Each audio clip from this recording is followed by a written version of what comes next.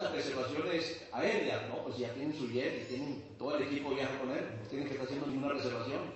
Sale de este estadio y inmediatamente va para la India al día siguiente, y así, hermano, en poco tiempo está cubriendo al mundo entero con su famosa predicación. Y en los actuales momentos se conoce a Benny Hinn como el hombre grande de los milagros, el hombre de las profecías, el hombre del poder divino.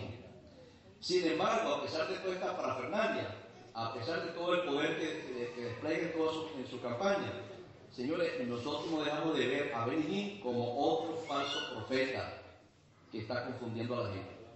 ¿Por qué les digo esto, hermano? Porque hay muchas razones, no solamente los adventistas tenemos ese enfoque, también en la misma iglesia pentecostal enfoca a Benny Hinn como algo fuera de lugar.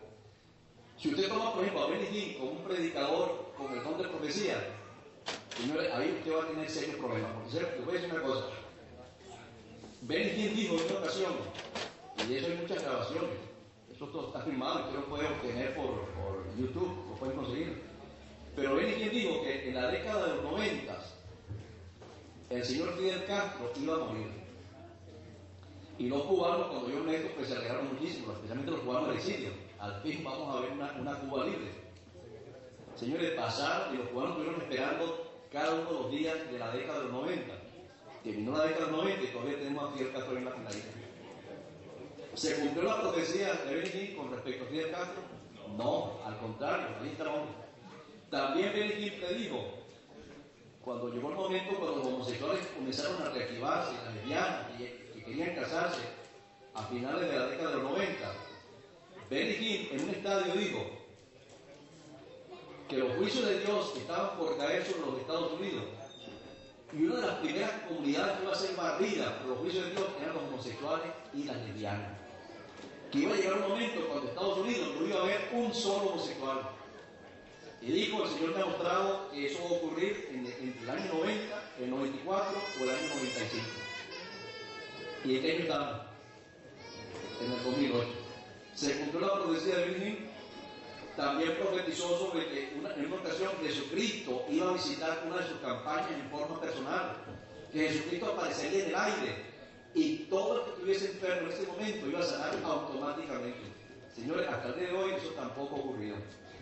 También dijo profecías sobre Nairobi, sobre Kenia, sobre muchos lugares. Ahora, yo quiero leer de lo que dice Deuteronomio 18:22. Dice lo siguiente, hablando de los falsos profetas. Miren lo que dice. Y si el profeta hablare en nombre de Jehová, y no se cumpliese lo que dijo, ni aconteciere, entonces es palabra que Jehová no ha hablado por esa persona. Puede decir lo que le dé la gana, pero si no se cumple, dice la palabra de Dios, es porque Dios no está con esa persona. Con presunción de amor de tal profeta, no tengas temor de él. Y en otro párrafo de la Biblia dice, ese tipo de profeta debía ser apedreado. Bueno, eso no va a ocurrir en esta época, pero era la orden de Dios. Ahora, si los grandes predicadores y los grandes milagreros están profetizando cosas que no se cumplen, entonces, hermano, yo les pregunto, ¿a qué conclusión deberían llegar? ¿Están engañando o no están engañando? Muchos milagros, ¿verdad? Muchas fuerzas especiales, pero si están predicando, si están profetizando y no se están cumpliendo, quiere decir que en ese lugar hay engaño. Hay engaño. Ahora yo me pregunto, ¿quién dice la Biblia que es el padre de la mentira? ¿Quién es el padre de los engaños, de los fraudes? Satanás. Juan 8:44 dice, vosotros sois de vuestro padre el diablo, y los deseos de vuestro padre queréis hacer. Él, Satanás, ha sido homicida desde el principio, y no ha permanecido en la verdad porque no hay verdad en él. Y cuando él habla de sí mismo, porque es mentiroso y padre de la mentira. O sea, si hay una iglesia donde se está haciendo milagros, se está profetizando, y eso es mentira, eso significa que ahí está el diablo. Esa es la primera razón para desechar ese tipo de predicación, porque donde hay mentira, ahí está el diablo, obviamente. Ahora, la segunda parte es, hay manifestaciones satánicas en las grandes cruzadas de estos famosos milagreros que presumen también tener el don de lengua. Hay manifestaciones satánicas en esos lugares, señores, obviamente. En el video que voy a presentarles la próxima semana, ustedes van a ver cómo en muchos lugares, muchos predicadores hacen con sus manos el símbolo del rostro de la cabra. Yo no voy a hacer aquí por respeto a la iglesia y el púlpito, pero con sus manos están predicando y al dirigirse a la congregación hacen figura con sus manos, enseñando a la congregación la figura de la cabra. Y señores, en el culto satánico, la cabra, ¿a quién representa? A Satanás, ¿no es cierto? Así que hay ocasiones cuando ustedes van a ver eso, pero eso, hermano, es símbolos muy frecuentes en estos grandes evangelistas. Ese símbolo de la cabra no es otra cosa sino una negación, diciéndole gráficamente que aborrecen al Padre, aborrecen al Hijo y aborrecen al Espíritu Santo. Ahora, otra manifestación dudosa y extraña y hasta cierto punto ocultista es el asunto de hablar en lenguas. Bueno, yo hablo un poquito de este asunto. No pretendo dar mucha información sobre el asunto del hablar de lenguas. Simplemente un mensaje de advertencia. Que una iglesia tenga un título muy sofisticado, que además haga milagros, que además no tenga muchas manifestaciones y que para colmo tiene también el don de lengua. Señor, esto es una advertencia muy grande para nosotros. Ustedes saben que a fines del siglo pasado, el señor Carlos Pérez, que es un pastor que todavía no era pentecostal, pero se considera a Carlos Pérez como el fundador o el precursor del neopentecostalismo. Ese hombre llegó a decir en una ocasión que la persona, el cristiano que no habla en lenguas, el que no habla en lenguas es porque no ha recibido el bautismo del Espíritu Santo. Esa fue la gran sentencia para las iglesias de aquel entonces de Carlos Pérez. Ahora, en los modernos milagros o de las multitudes que aparecen constantemente, estos grandes predicadores, hay una cantidad de frases que incesantemente hacen los predicadores, ¿verdad? Yo no sé si ustedes cuando están escuchando a algún predicador, por lo menos de los hispanos, pero hay unas ciertas palabras que son muy frecuentes. Por ejemplo, "Oh Rama Sata Canta". Están orando con una persona y de repente, "Oh Rama Saba Canta", o "Lama Lava Saba", o "Sabata Canta". Bueno, son cosas muy frecuentes en estos predicadores. Y ellos dicen que esto están hablando en el lenguaje de los ángeles.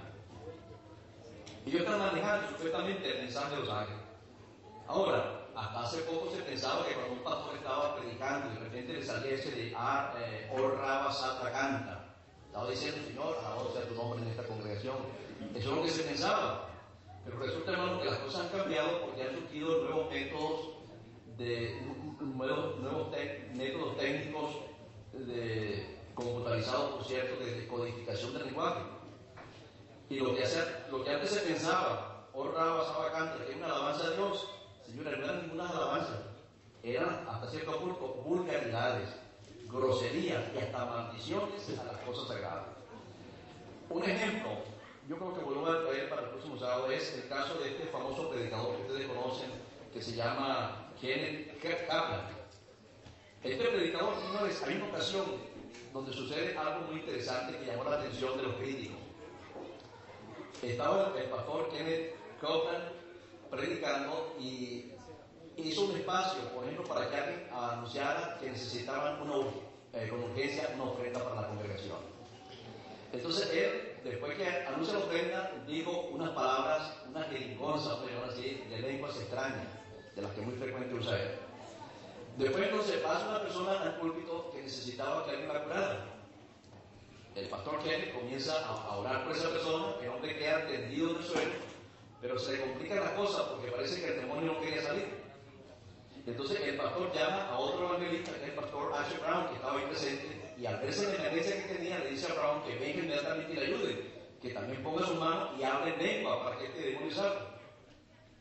Señores, cuando todo terminó, ese mensaje fue grabado y fue descodificado. Y la primera ocasión, cuando el pastor Kenneth comenzó a hablar, dando gracias al Señor por la ofrenda que iba a venir, ¿saben ustedes qué es lo que dijo el método de computarizado? Lo que estaba diciendo es: "Satanás, toma mi dinero, recibe mi dinero, Satanás, úsalo para tu servicio". Y cuando llamó al pastor Brown para que orara por este hombre, lo que estaba diciendo en supuestamente lengua extraña es: "Recibamos la marca de la bestia". Recibamos la marca de la bestia. Y se lo digo varias veces. Señores,